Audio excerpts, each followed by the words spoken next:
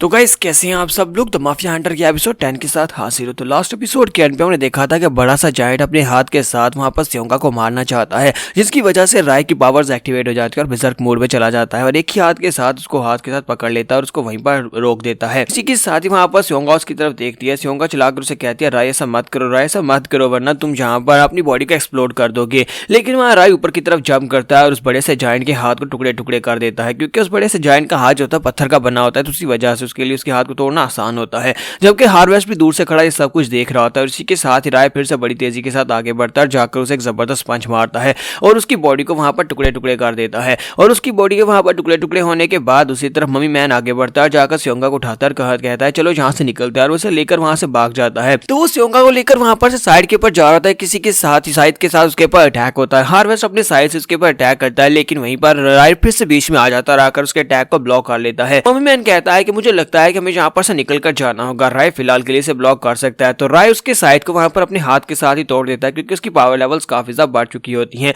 तो जब हमारा राय वहां पर खड़ा उसके साइड को तोड़ता है, इसी के साथ ही वो बड़ा सा जायंट जो होता है वो वहां पर उसके ऊपर गिर पड़ता है, क्योंकि जायंट जो होता है वो मर चुका होता है, लेकिन अब यहाँ पर उसकी बॉडी तो कहीं ना कहीं पर गिरेगी। तो वहां पर गिरती है तो उसके नीचे से राय जो होता है अपने पाँव के साथ उसको उठा कर रखे होता है, ताकि अपने आप को वहां पर अपने ऊपर उसे गिरने से बचा सके। फिर साथ उसे ऊपर की तरफ किक मारता है ताकि वो दूर जाकर गिर सके। इसी के साथ ही जायंट जो होता है वो काफी दूर जाकर गिरता है। फिर साथ ही वहां पर उसके सामने अब हार्वेस्ट आकर खड़ा हो जाता है, तो उसकी तरफ देखता है और कहता है आज तुम लोग यहाँ पर स्योंगा को क्यों मारना चाहते हो, तुम्हारे लिए जो जिंदा बहुत ज्यादा काम किया है, तुम्हें फायर चाहिए। तो वो कहता है कि नहीं, हम माफिया के लोग हैं और माफिया के लोगों के लिए ये बिल्कुल भी सही नहीं है। अगर यहाँ पर लोगों के पास आग आ जाती है मिलिट्री के लोगों के पास, तो फिर हमारी वैल्यू बहुत ज्यादा कम हो जाएगी। इसी वजह से हम लोग यहाँ पर इस लड़की को मारना चाहते हैं। लेकिन मैं यहाँ पर तुम्हें देखने के बाद काफी ज्यादा हैरान हूँ कि तुम्हारे जैसा एक लेवल 2 का बेजरकर यहाँ पर क्या कर रहा है, इस डेथ जोन में तुम्हारा क्या काम है। कहता है कि मुझे लगा ही था कि तुम माफिया के कमीने लोग हो, पास और कोई रास्ता नहीं है, अगर मुझे यहाँ पर स्योंगा को बचाना है तो फिर तुम्हें मरना होगा। तो हार्वेस्ट से कहता है क्या तुम्हें लगता है कि तुम यहाँ पर ये सब कुछ कर पाओगे। हार्वेस्ट भी वहीं पर खड़ा आता है, किसी के साथ ही राय उसके मुंह के करीब पहुंच जाता है। वहां पर पहुंचने के बाद उसे एक जबरदस्त पंच मारता है। जब उसे पंच मारता है तो इसी के साथ ही हार्वेस्ट अपने बाजू को सामने करता है, उसे शील्ड की तरह यूज करता है।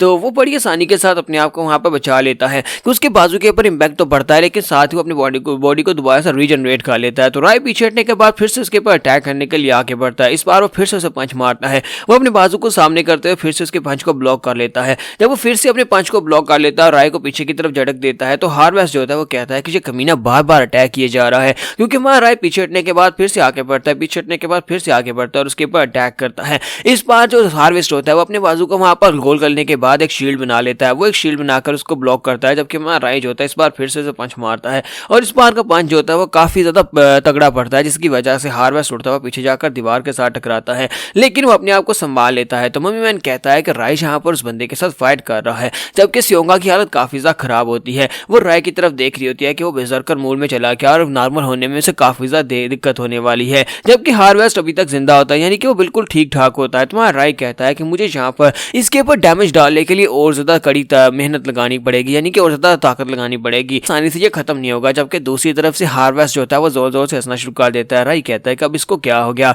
तो हार्वेस्ट कहता है कि मैं यहाँ पर इस बार में तो भूल ही गया था कि तुम एक लेवल 2 के बेजरकर हो, और मैं यहाँ पर इस दर्द की फीलिंग को बिल्कुल ही भूल चुका था, क्योंकि मैंने आज तक जितने भी लोगों का सामना किया उन्हें सिर्फ एक ही अटैक में मार डाला। अब यहाँ पर मैं तुम्हें कुछ और दिखाता हूँ। और साथ ही वो अपनी पावर्स को रिलीज करता है, क्योंकि वो एक लेवल 3 का म्यूटेंट होता है, तो वो लेवल 3 की पावर्स को रिलीज करता है। वो भी बेजरकर मोड में चला जाता है और बेजरकर मोड में जाने के बाद उसके पास से बहुत सारे टेंटिकल्स निकल आते हैं और टेंटिकल्स बहुत ज्यादा पावरफुल होते हैं और उसकी पावर लेवल्स भी हमारे राय से ज्यादा होती है।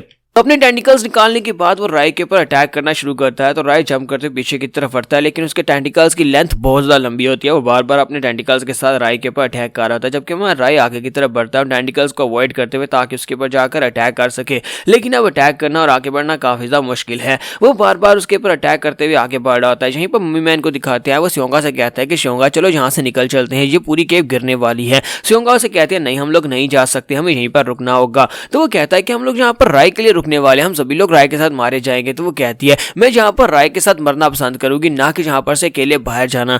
तो मुझे लगता है कि राय जहाँ पर सभी को बचा सकता है। और इसी के साथ ही राय जो होता है फिर से उसके ऊपर अटैक करने के लिए आगे बढ़ता है। इस बार वो उसके एक टेंटिकल के ऊपर जंप मारता है और दोनों पाँव के साथ उसके एक टेंटिकल को तोड़ देता है, जबकि वो अपने बाकी के सभी टेंटिकल्स के साथ राय के ऊपर अटैक करता है। तो राय ऊपर की तरफ जंप कर जाता है और कहता है कि अब मैं यहाँ पर क्या करूँ, टेंटिकल्स बार बार रीजनरेट हो रहे हैं और मैं यहाँ पर इनको कितना ही तोड़ूंगा। तो यहाँ पर इसके सर के ऊपर अटैक करना होगा, एक बार इसका सर उड़ा लगा दिया तो सारे टेंटिकल्स भी गायब हो जाएंगे, लेकिन वहां तक पहुंचना बहुत सा मुश्किल है, मेरे पास ज्यादा टाइम नहीं बचा, मेरी बर्सर्कर पावर्स खत्म होने वाली हैं। और वो पंच मारने के लिए आगे की तरफ बढ़ता है। इस बार वो एक टेंटिकल का सहारा लेते हुए सामने की तरफ पुश लगाता है और पुश लगाने के बाद बड़ी तेजी से आगे बढ़ता है, लेकिन साथ ही एक टेंटिकल उसके ऊपर पड़ता है, जिसके साथ हिट होने के बाद वो ग्राउंड के ऊपर आकर गिर जाता है। हार्वेस्ट उसे कहता है कि अगर तुम यहाँ पर सिर्फ और सिर्फ यही कर सकते हो, यानी भाग सकते हो, फुदक सकते हो, तो मुझे नहीं लगता कि तुम यहाँ पर मुझे हरा पाओगे, तुम सभी लोग यहाँ पर मरने वाले हो। फिर साथ साइड के ऊपर से कोई उसे पत्थर मारता है। हार्वेस्ट कहता है अब ये पत्थर कहाँ से आया, तो वो ऊपर देखता है तो ऊपर वहां पर ऊपर सारे रेफ्यूजीज खड़े होते हैं। यहाँ पर इस केव के अंदर जो रेफ्यूजी रहते थे वो सारे ऊपर खड़े होकर उसके ऊपर पत्थर मारे होते हैं और साथ ही अपने बालू के साथ ऊपर से उसके ऊपर अटैक कर रहे होते हैं।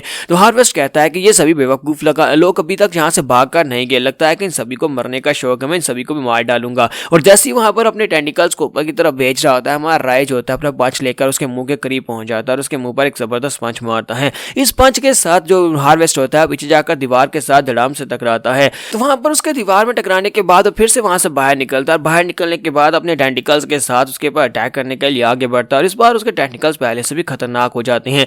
राय कहता है कि मैं यहाँ पर मरना नहीं चाहता, मैं यहाँ पर बिल्कुल भी नहीं मरना चाहता, मुझे इस क्रूल वर्ल्ड में हर जिंदा ही क्यों रहना। फिर वो अपने आप से सवाल पूछ रहा होता है कि यार मुझे यहाँ पर इस जगह के ऊपर जिंदा क्यों रहना है। इसी तरफ हार्वेस्ट की तरफ दिखाता है कि हार्वेस्ट जो होता है पंच खाने के बाद बहुत ज्यादा गुस्सा आता है और उसके सर के ऊपर से उसकी टोपी उतर जाती है और उसके माथे के ऊपर एक क्रॉस का निशान होता है। हार्वेस्ट की टोपी क्योंकि वहां पर फट जाती है तो इस वजह से वो काफी ज्यादा गुस्सा आता है और कहता है कि लॉर्ड साकार ने जो टोपी मुझे खुद दी थी और तुमने यहाँ पर मेरी हेड को बर्बाद कर दिया, मैं तुम्हें बिल्कुल भी नहीं छोड़ूंगा। लेकिन जैसी वहां राय उसके माथे के ऊपर उस निशान को देखता है वो कहता है कि मुझे समझ आ कि अभी तक मेरे जिंदा रहने की वजह क्या है, पिछले कई सालों से मैं अभी तक जिंदा क्यों हूँ। लॉर्ड साकान को मैं अपने हाथों से मारूंगा। उस साकान को याद करने के बाद से बहुत ज्यादा गुस्सा आ जाता है क्योंकि आपको भी याद होगा कि साकान ने इसकी मॉम को मारा था। ऐसे वहां पर उसको बहुत ज्यादा गुस्सा आता है, उसे पास की मेमोरीज याद आती है, उसे अपनी मॉम याद आती है। जब उसे वो सब कुछ याद आता है इसी के साथ ही वो वहां पर अपनी बर्सर्कर पावर्स को और ज्यादा एक्टिव करता है, जिसके साथ ही वो लेवल 3 पे पहुंच जाता है। तो जब वो अपनी बर्सर्कर पावर्स को रिलीज करता है तो इसी के साथ ही वो यहाँ म्यूटेंट बन जाता है। दोनों हाथ वहां पर बड़े बड़े हो जाते हैं और उनके पंचेस बन जाते हैं जैसे कि वो फिस्ट के लिए बिल्कुल बने हो, यानी पंच मारने के लिए बने हो। कहता है कि ऐसा कैसे हो सकता है, ऐसा कैसे हो सकता है, 10 जोन में इस जैसा एक लड़का है, ये तो एक म्यूटेंट है। सियोंगा कहती है कि तुम्हारे कहने का क्या मतलब है। मम्मी मैन उसे कहता है कि इसकी बॉडी एक म्यूटेंट की बॉडी है,